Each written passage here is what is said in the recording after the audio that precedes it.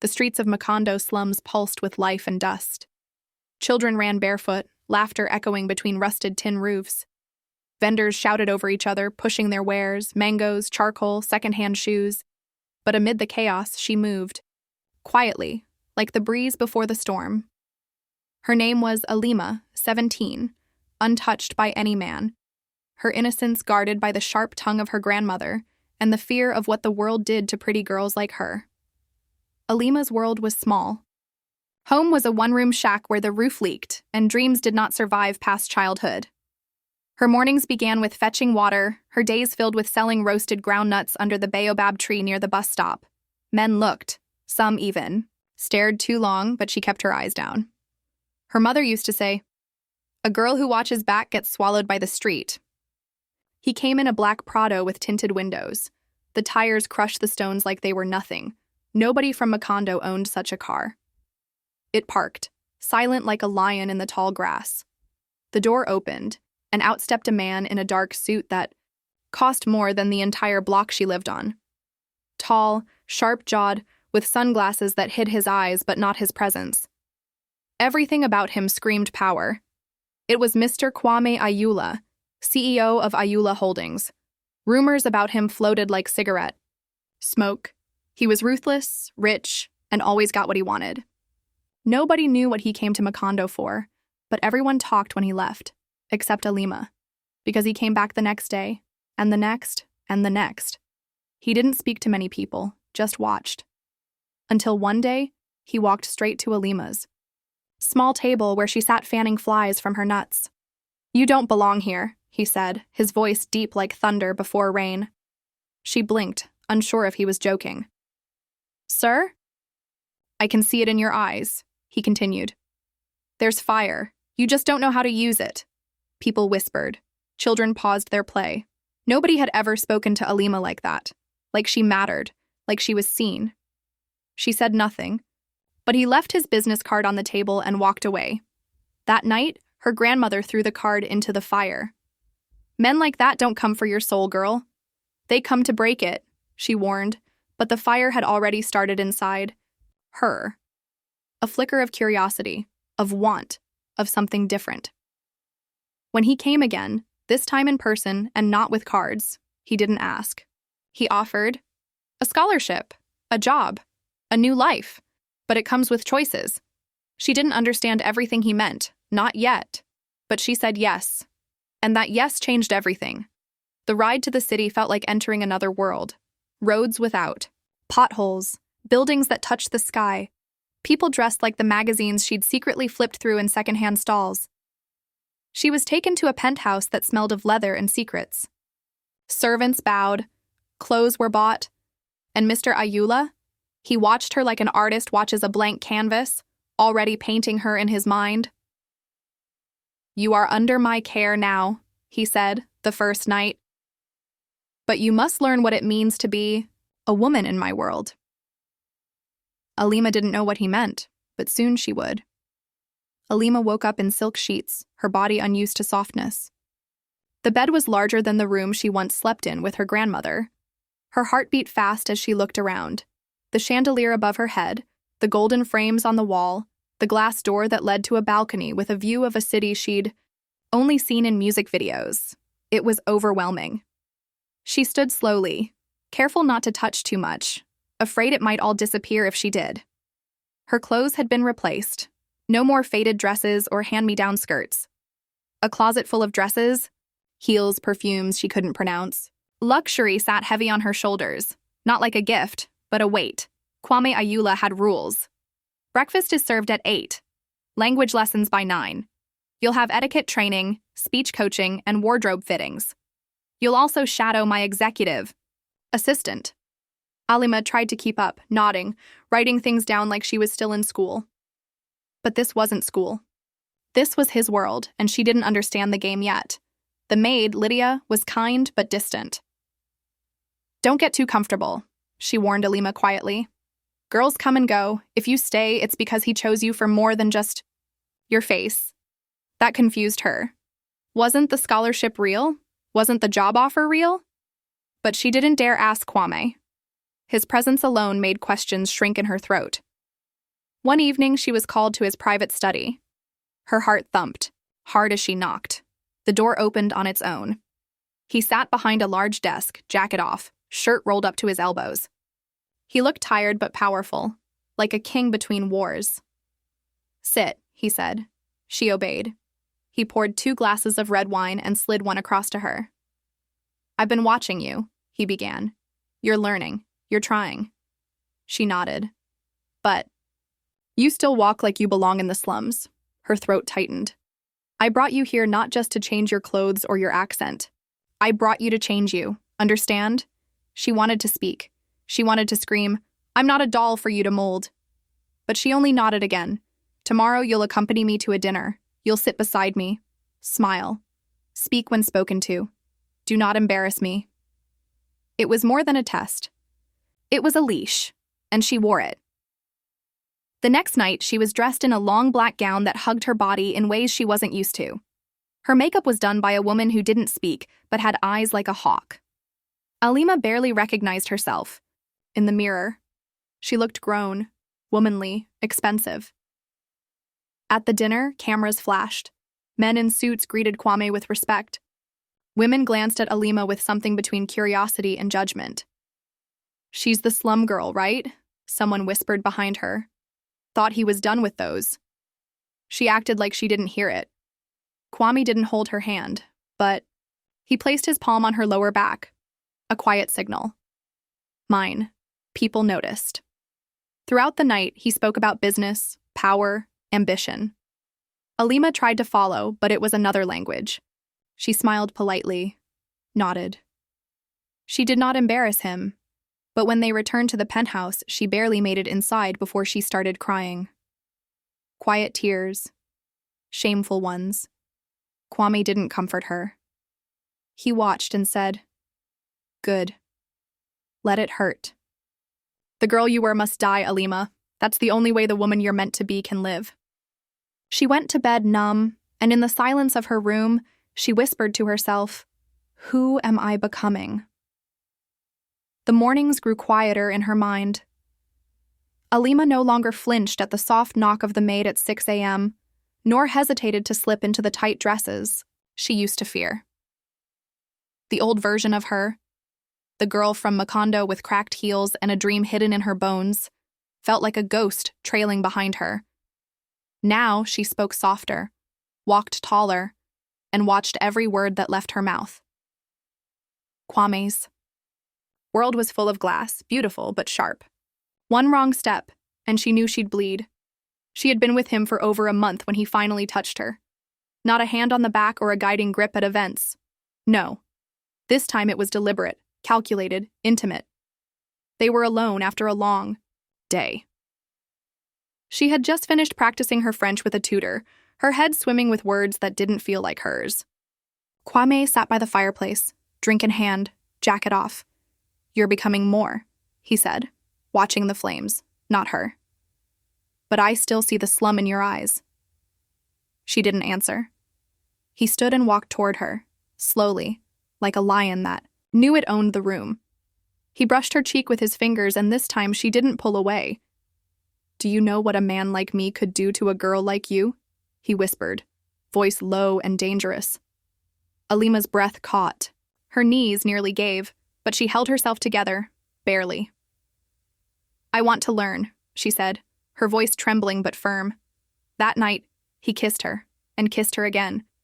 And when he carried her to the bedroom, her heartbeat pounded louder than the rain hitting the windows. It hurt, her body, her pride, her sense of self. But she didn't cry. She lay there afterwards, staring at the ceiling, a sheet covering her chest, her thoughts spinning like a broken fan.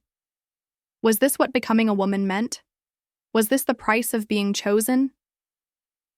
The next morning, she expected him to be gone, like in those stories she heard growing up. But Kwame was in the kitchen, coffee in hand, reading the newspaper like nothing had changed.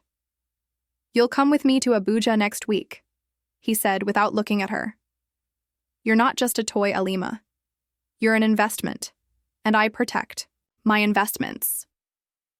That word, investment, made something tighten in her chest.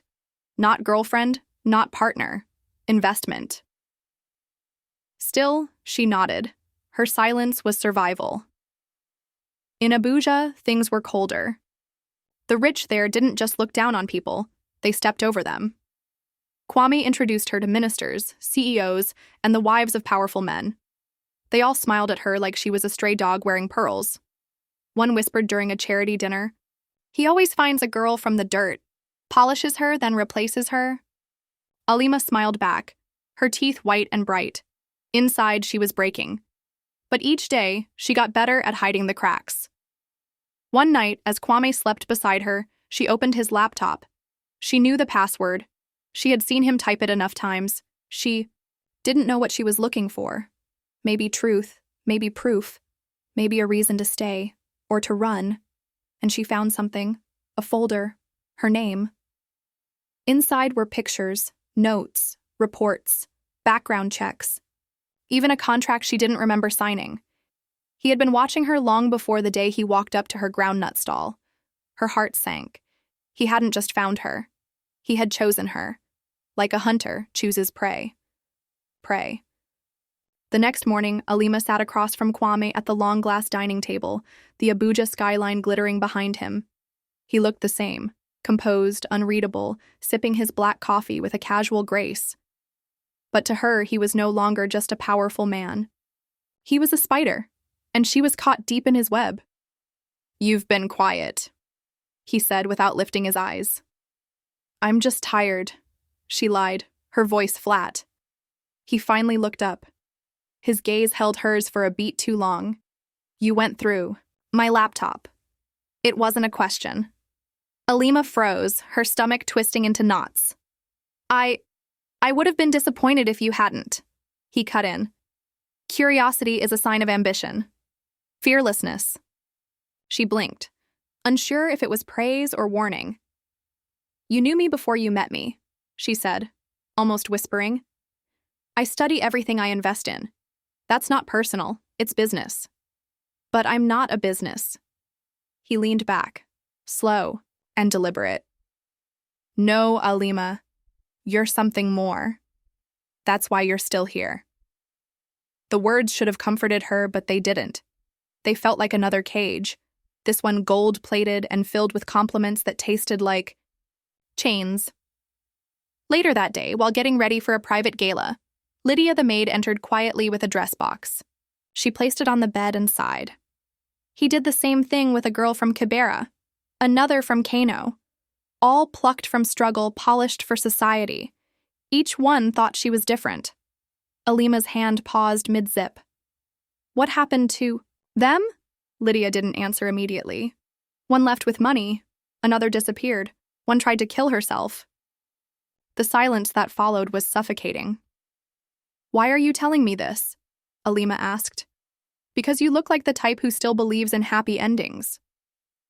That night, the gala was filled with laughter, crystal glasses, expensive perfume, and men who spoke with heavy wallets.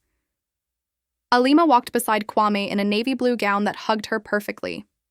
People looked. They always did now. A foreign investor from Europe raised a glass to toast Kwame and said with a smirk, "You always bring the most exotic companions." Kwame didn't blink. He smiled. Let the room laugh. And Alima, standing there in heels, that pinched and makeup that itched, smiled too. But inside, something snapped.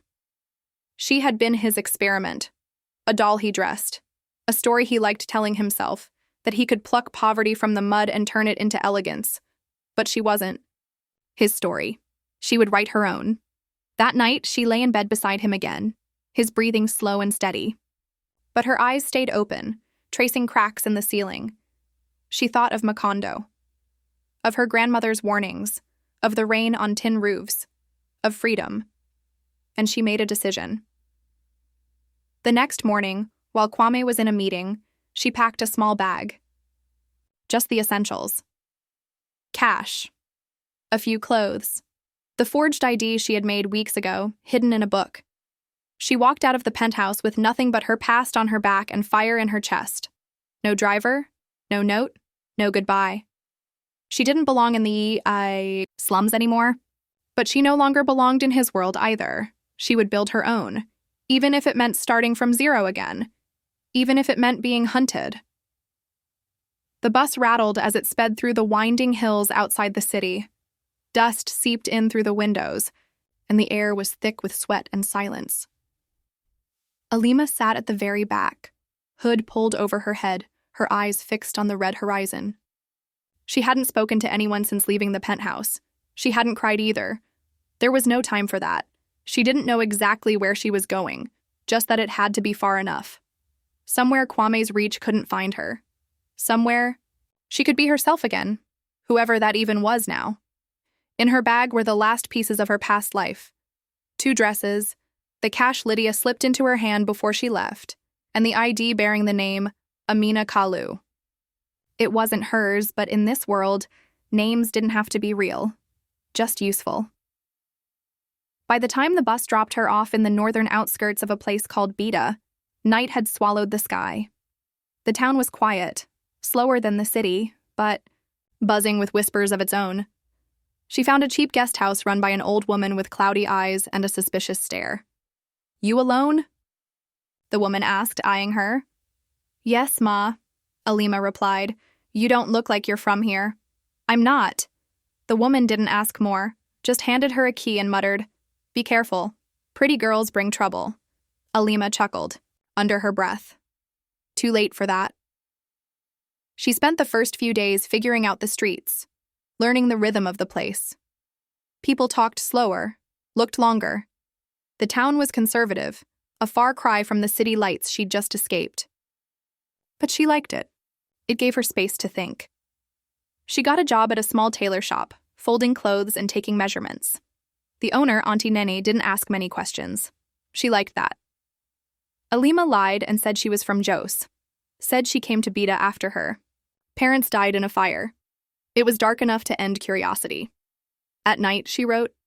In a worn notebook, she poured out everything. Kwame's hands, the lies, the dinners, the manipulation. It bled out of her like poison needing to be released. But she knew peace never lasted long. Not for girls like her. One evening, as she closed the shop, she saw a black SUV parked across the street. Same type, same glass, same tires. Her heart nearly stopped. She turned quickly, slipped through the alley behind the shop, and ran until her lungs burned. She didn't stop until she was back in the guest house, locking the door and pressing her back against it. It couldn't be him. Could it? The next day, the SUV was gone, but her peace wasn't. That night, she packed again. She wouldn't wait to be found. But when she opened her door, Lydia was standing there. "Lydia?" she gasped, stunned. "Don't run," the maid whispered, looking over her shoulder. "I came alone." Alima pulled her inside fast, shut the door, and backed away. "You followed me?" "No. I helped you. I wanted you to run, but I knew he'd send someone eventually." Alima's chest was tight. "Then why are you here?" Lydia looked at her with something like pride and pain mixed together. "Because he's not done with you. But more than that. Because you need to know something." Alima's hands shook.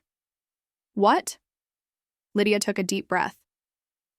"You're not the only one he's done this to, but you might be the only one who can stop him." Alima didn't speak for a long moment. Lydia stood in front of her, shoulders tense, waiting for her to respond.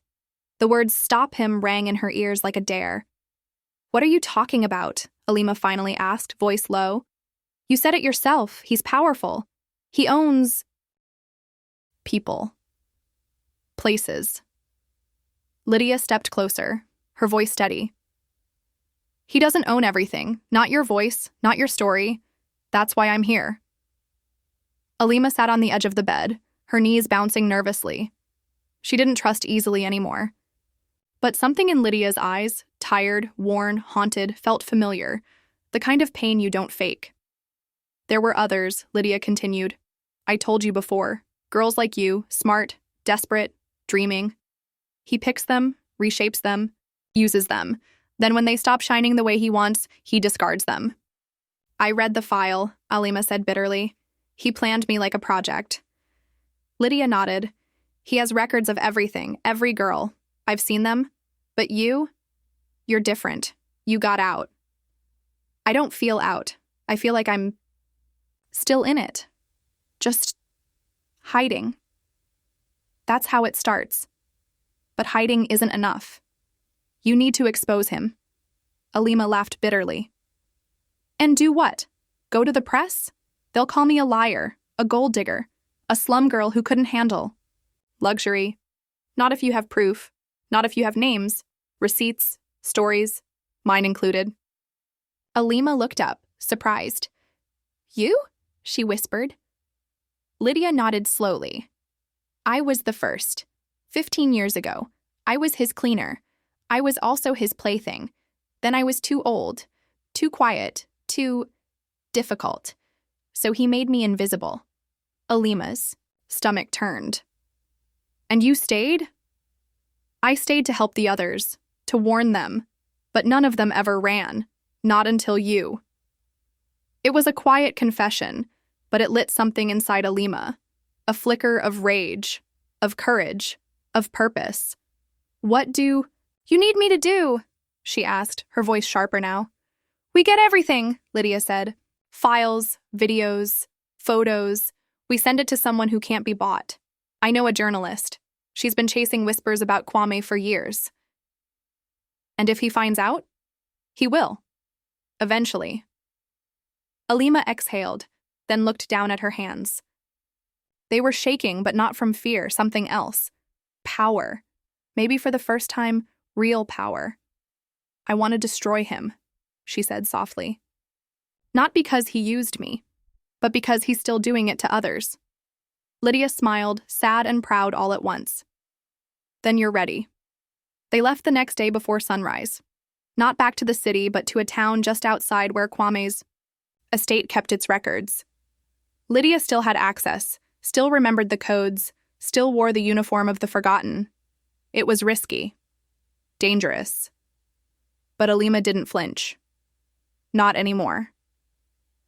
In the dead of night, they entered a small side building near the estate. While the guards sat in the front sipping beer and watching football, Lydia guided her through the back, down corridors filled with locked cabinets and humming servers.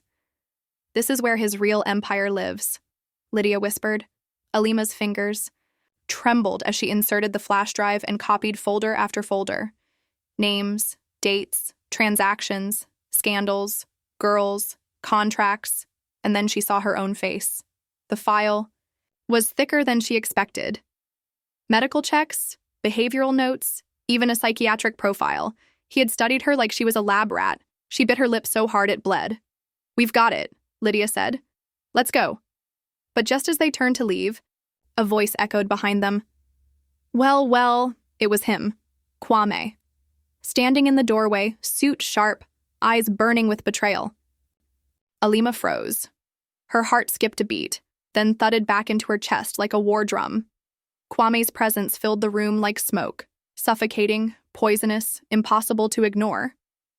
He stepped inside, slowly clapping, the sound echoing against the steel file cabinets. I should have known, he said, eyes locked on Lydia. You were always loyal to your bitterness. Lydia didn't flinch. And you were always loyal to your sickness, Kwame chuckled darkly. You broke into my property, stole my records, and you thought I wouldn't find out? Alima stepped in front of Lydia, holding the flash drive tight in her fist. They're not yours anymore. These are lives, not trophies. Oh, please, he scoffed. Every one of you came to me broken, begging for a way out. I gave you everything. And this is the gratitude I get? You gave us cages dressed in gold. I gave you relevance. No, Alima snapped. You gave us silence and called it salvation. The air was thick with rage and history. Kwame took a slow step forward. Give me the drive, Alima, he said quietly. You're not ready to go to war with me. I already am. Kwame's eyes narrowed. What will the world believe? You, a girl from the slums? Or me, a respected CEO with government contacts, international deals, and a public image cleaner than holy water? They'll believe the truth when it's loud enough, she said. Truth? He laughed bitterly. The world doesn't care about the truth. It cares about power, and I have all of it. No, Lydia said from behind Alima. Not anymore. And then came the sirens. Loud. Close. Kwame's smirk twitched. You didn't, he muttered. We did, Alima whispered. The journalist Lydia mentioned? She's been watching your every move. She knew we'd be here tonight. She's waiting, with a news van, police, and the world on her live stream. Kwame turned toward the door just as the red and blue lights flashed through the small office window. You set me up, he said, not to Alima, but to himself. You actually set me up. It's not a setup when it's the truth. The door slammed open. Armed officers poured in. Kwame Ayula, you are under arrest for conspiracy, trafficking, coercion, and unlawful surveillance. He didn't resist. Not yet. Just stared at Alima with something between rage and reluctant admiration. They cuffed him. He leaned in close and whispered, This doesn't end here. Power always finds its way back. Alima looked him dead in the eye. And so does justice. You just forgot what it looks like. They led him out. The night was still, but inside Alima, a storm of everything, relief, fear, triumph, crashed, all at once. She dropped to her knees, the flash drive still in her hand. Lydia knelt beside her, touched her shoulder gently. You did it, she whispered. No, Alima replied. We did. The next few days were chaos. The story broke, women came forward, names were named, faces exposed. Kwame's empire crumbled faster than anyone thought possible. The investors disappeared. The government pretended it never knew him, and Alima? She was no longer silent.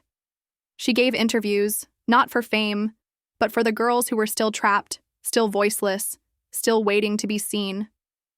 People called her brave. Some called her a liar, but none could ignore her anymore. Months passed, and the world moved fast, but Alima moved faster.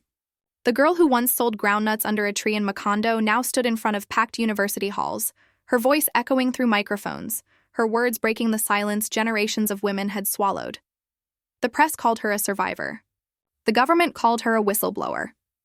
But in truth, she was still just a girl trying to remember who she used to be before the world twisted her into someone else.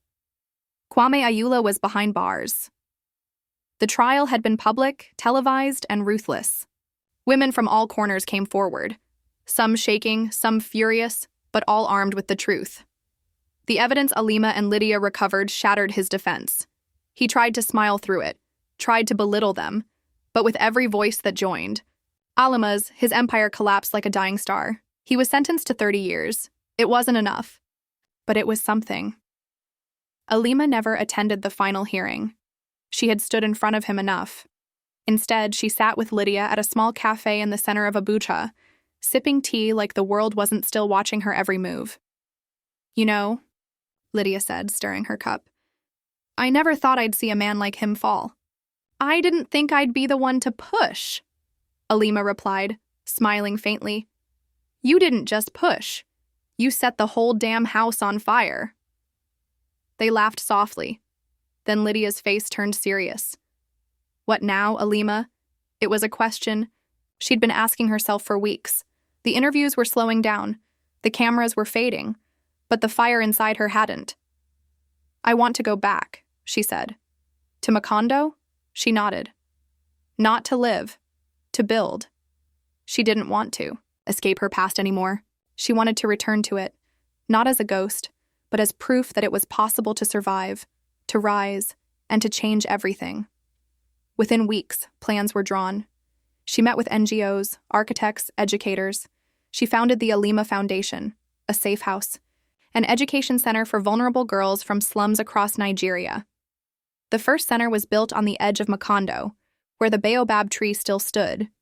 She visited often, speaking to the girls who reminded her of herself. One day, after a long day of meetings, she stood by the old spot where she used to sell groundnuts, the spot where Kwame had first seen her. She closed her eyes. The smell of roasted maize, the laughter of barefoot children, the warm dust clinging to the air. It was still here, and so was she, but not as a victim, as a woman, a warrior, a voice, a reminder that pain could be turned into power, and that no matter how deep the slum, no matter how twisted the lies, no matter how rich the man, truth would always find a way to rise. As she walked back toward the center, a young girl tugged on her skirt. "Auntie Alima, is it true you once lived here like us?" Alima crouched down, looked her straight in the eye, and smiled. "Not like you," she said gently. "Exactly like you."